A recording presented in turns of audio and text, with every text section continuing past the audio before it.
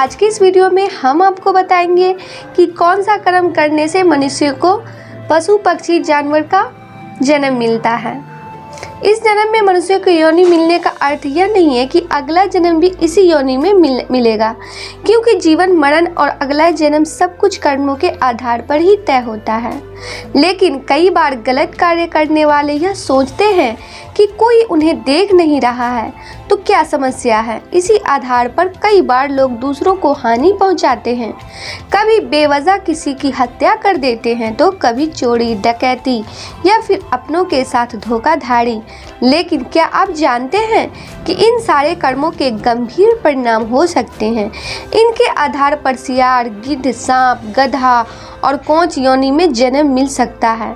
तो दोस्तों, कर्म धोरी के आधार पर कौन से कर्म से कौन सी योनि में मिलती है, तो चलिए जानते हैं। सबसे पहले है कि दोस्तों, अगर कथा मिलती है कि एक बार महर्षि वेद व्यास से ऋषियों ने पूछा कि किस कर्म से कौन सी योनि में जन्म मिलता है, तब उन्होंने विस्तार पूर्वक बताया। वेद व्यास जी ने बताया कि जो भी व्यक्ति पराई स्त्री के साथ संबंध बनाते हैं उसे भयानक नरक भोगना पड़ता है। इसके बाद एक के बाद एक अलग अलग योनियों में भटकना पड़ता है। महर्षि वेद व्यास ने कहा कि हर स्त्री का आदर करना चाहिए, कभी भी किसी भी स्त्री को परेशान नहीं करना चाहिए, अन्यथा ऐसा करने वाले सबसे पहले भेड़िए के रूप में जन्म लेते हैं। इसके बाद वह कुत्ता बनते हैं, फिर सियार, गिद्ध, सांप, कौवा और बुगला बनते हैं। इन सभी योनियों में जन्म लेने के बाद उसे मनुष्य योनि में जन्म मिलता है। महर्षि ने बताया कि बड़ा भाई पिता तुल्य होता है, इसलिए वह सदैव ही आदरणीय है। कभी भी किसी भी परिस्थिति में उसका अनादर ना करें, अन्यथा कौंच नामक पक्षी के रूप में जन्म लेना पड़ेगा। उसका जन्म काल 10 वर्षों का होता है। यदि इस दौरान उस पर ईश्वर कृपा दे तो वह अगले जन्म में मनुष्य योनि में जन्म लेता है।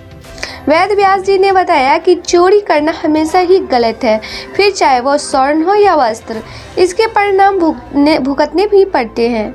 उन्होंने बताया कि यदि कोई व्यक्ति वस्त्रों की चोरी करता है तो वो अगले जन्म में तोता बनता है।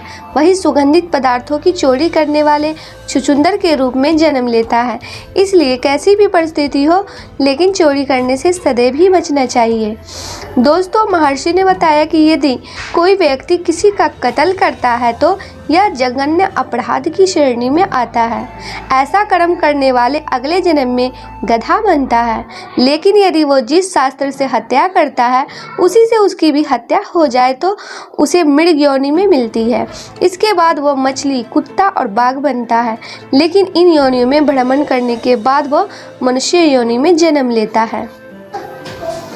दोस्तों, वेद व्यास जी ने बताया कि जो व्यक्ति सदैव दूसरों की मदद करता है, पशु पक्षी और अन्य जीवों पर दया करता है, जरूरतमंदों की मदद करता है और निस्वार्थ भावना से संचित धन का उपयोग धार्मिक कार्यों में करता है, तो ऐसे व्यक्ति अगले जन्म में मनुष्य योनि में ही जन्म लेते हैं। साथ ही समाज में अच्छे कार्य करके दूसरों को लाभान्वित करते हैं।